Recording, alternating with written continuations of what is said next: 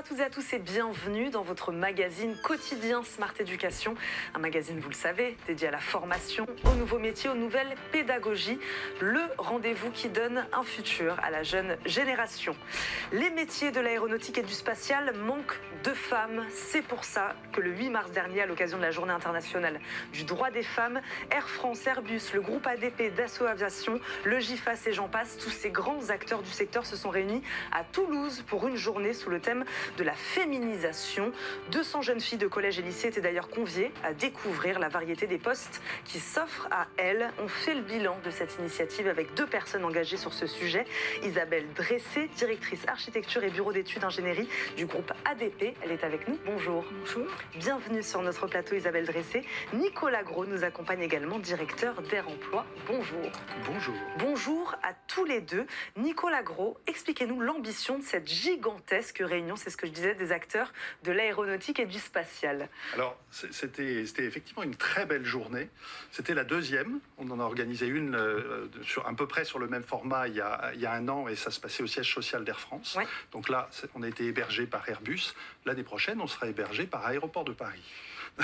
Alors, la première ambition de cette journée, c'était de permettre à ce que 200 jeunes filles des collèges et lycées des environs de Toulouse puissent rencontrer en direct une trentaine de professionnels des 3A, aéronautique, aérien, aéroportuaire, représentatifs d'un très grand nombre de métiers à féminiser dans le domaine de l'aéro. Et je pense que l'objectif a été atteint, puisque toute la matinée, ça a été un foisonnement de rencontres. Et puis l'après-midi, il y a eu d'autres événements, des tables rondes en particulier, sur des thématiques femmes et sciences, et puis sur une autre thématique, des femmes rôle modèles dans les métiers de l'aviation bas carbone. Voyez. On va essayer de parler de tout ça en quelques minutes avec vous aujourd'hui. Isabelle Dressé, pourquoi c'est important de réunir des acteurs de la formation et des entreprises sur un événement comme ça ? Alors c'est très important parce que et Groupe ADP, comme l'a dit monsieur, a adhéré à cette charte dès sa création en 2022. C'est important parce qu'aujourd'hui, on a besoin de recruter massivement dans les métiers techniques. Voilà, et on s'aperçoit que la féminisation dans les métiers techniques reste très faible.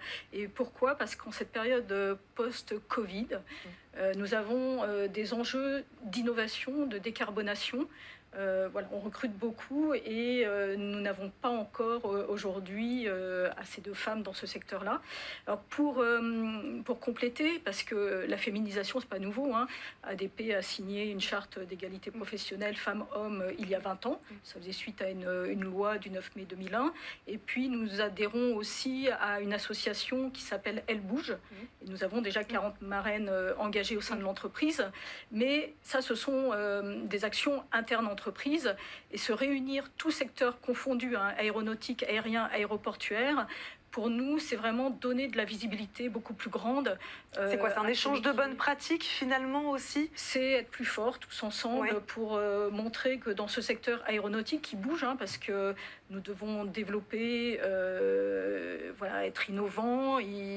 Notre métier, c'est quand même construire des avions, piloter des avions, accueillir des avions, mais tout cela dans un contexte où la transition environnementale, voilà, il faut de la matière grise et puis des gens aussi, des personnes, des femmes et des hommes qui viennent agir concrètement sur nos terrains. Nicolas Gros, je parlais donc de cet engagement des acteurs de la formation et des entreprises. Peut-être expliquez-nous déjà en quelques secondes les missions d'Air Emploi et pourquoi c'est important, voilà, sur une journée, ou peut-être pas que sur cette journée d'ailleurs, de voir tous ces acteurs-là s'engager ensemble, puisqu'il faut qu'ils s'engagent tous ensemble pour que ça marche.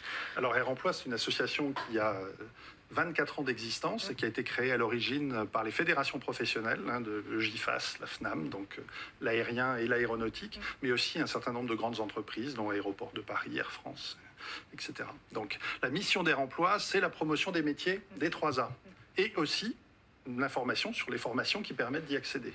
Et c'est dans ce cadre-là que se situe l'initiative Féminisons. Donc on a rédigé une charte, on l'a proposée à l'adhésion d'un certain nombre d'entreprises, ça se passait en décembre 2021. Et vous voyez, en un petit peu plus d'un an, nous avons obtenu une vingtaine d'adhésions, à la fois les fédérations professionnelles, des entreprises grandes ou petites, des 3A, mais aussi les armées, l'aéronavale, l'armée de l'air et de l'espace, et enfin des organismes de formation. C'est ce que disait Isabelle Dressé, c'est ça, s'engager à favoriser en interne la mixité dans ces organisations-là, c'est ça? Oui, alors il y a grosso modo 4 engagements dans la charte. Le premier, c'est effectivement être un échange de bonnes pratiques entre les acteurs pour se stimuler mutuellement et être au top dans le domaine de la diversité et de la mixité homme-femme, bon, bien sûr, première chose. Deuxième chose, c'est identifier des métiers qui sont à féminiser et suivre les indicateurs de féminisation.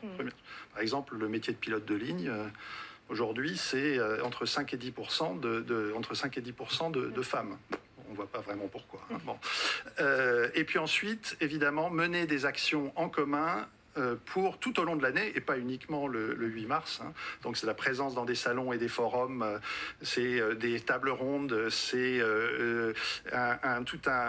des ressources audiovisuelles qui nous permettent tout au long de l'année d'être présents sur les réseaux sociaux, sur le Féminisons les métiers de l'aéronautique, hein, c'est notre site.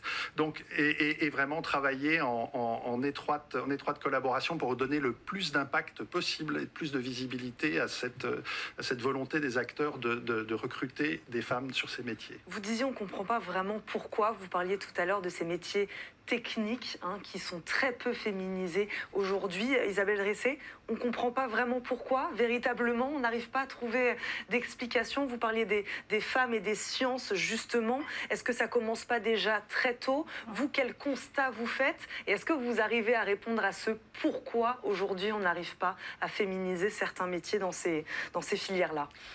Alors, personnellement, je pense que ça commence très tôt, les préjugés. On a eu une intervention très intéressante à Toulouse la semaine dernière. Les préjugés démarrent dès le primaire. Voilà, donc il y a des stéréotypes de genre, voilà, le rôle de la femme, le rôle de l'homme. Et donc ça marque l'esprit des petites filles qui deviennent demoiselles et femmes ensuite. Et donc dans le choix de leur métier, quand ils sont techniques, on va s'apercevoir qu'elles vont surtout choisir du social, c'est-à-dire devenir médecin, par exemple. Ça se féminise de plus en plus. Par contre, l'informatique, l'industrie, voilà, il y a encore des préjugés, il y a une image qu'il faut arriver à transformer. Alors, avant d'y revenir, je vais quand même dire que ADP, groupe ADP, nous avons aujourd'hui 38% de femmes, mais quand on zoome sur le pourcentage dans les métiers techniques, on tombe à 20%. Voilà, et ça rejoint la moyenne externalisée par l'ONU. Et voilà, ça reste faible. En net progrès par rapport à ce que j'ai pu connaître moi quand j'ai démarré mes études, c'était il y a très longtemps. Nous étions 10% de femmes dans les métiers techniques, 10% en école d'ingénieur, et j'ai débuté, j'étais la seule femme dans l'équipe. Voilà. Donc on a fait beaucoup de progrès, mais on a l'impression de stagner. Dans mon équipe, j'encadre beaucoup d'hommes. C'est très technique, c'est un bureau d'études, donc ingénierie architecte.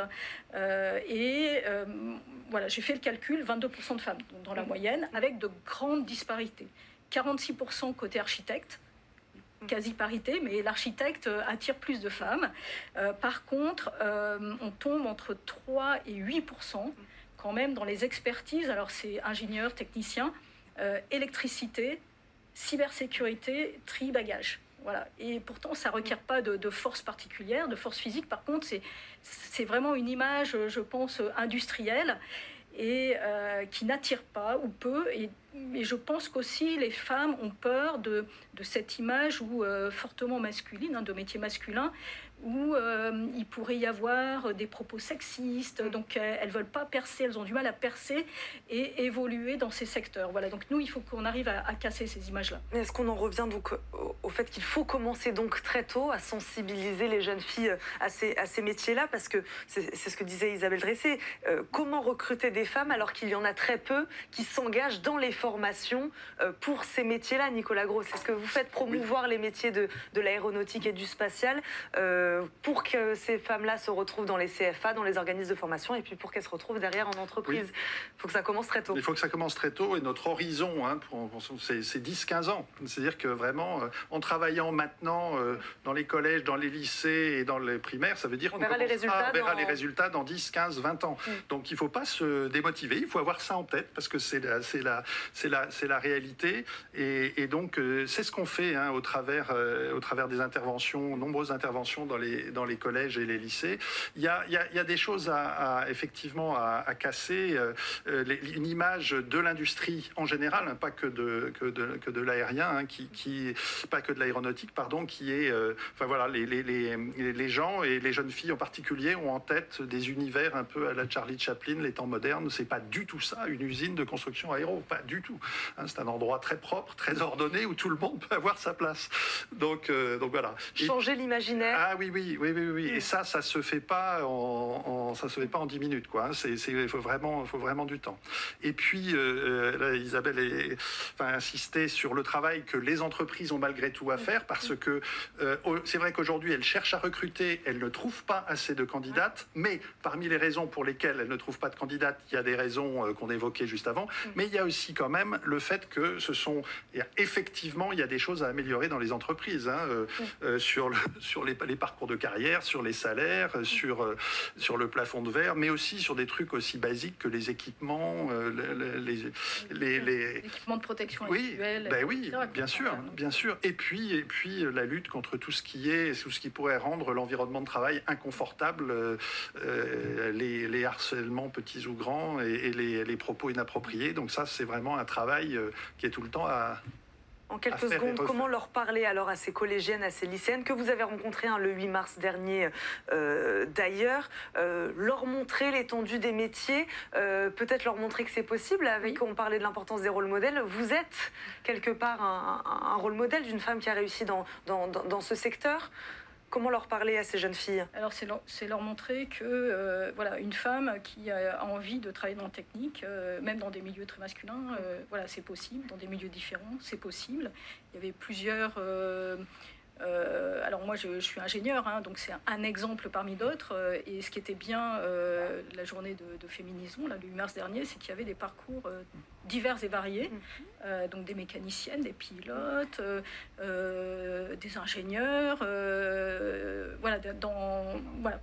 tellement variés qu'en fait... Des militaires aussi. Des militaires, que les jeunes filles qui ont des niveaux scolaires variés aussi, donc elles n'ont pas qu'un seul rôle modèle. Donc il est important aussi de varier ces rôles modèles pour montrer que ce métier est ouvert à toutes, à tous les niveaux, avec des métiers qui sont à la fois manuels, plus intellectuels. Donc c'est important. Et on va terminer là-dessus. Merci beaucoup à tous les deux d'avoir été avec nous aujourd'hui. Nicolas Gros, je rappelle, vous êtes le directeur d'Air Emploi. Isabelle Dressé, directrice architecture et bureau d'études d'ingénierie du groupe ADP. Merci beaucoup à tous les deux d'avoir discuté féminisation de ces métiers avec nous aujourd'hui. Merci à vous de nous avoir suivis. On se retrouve très vite pour un nouveau numéro de Smart Éducation. À très vite. Ciao. Merci beaucoup.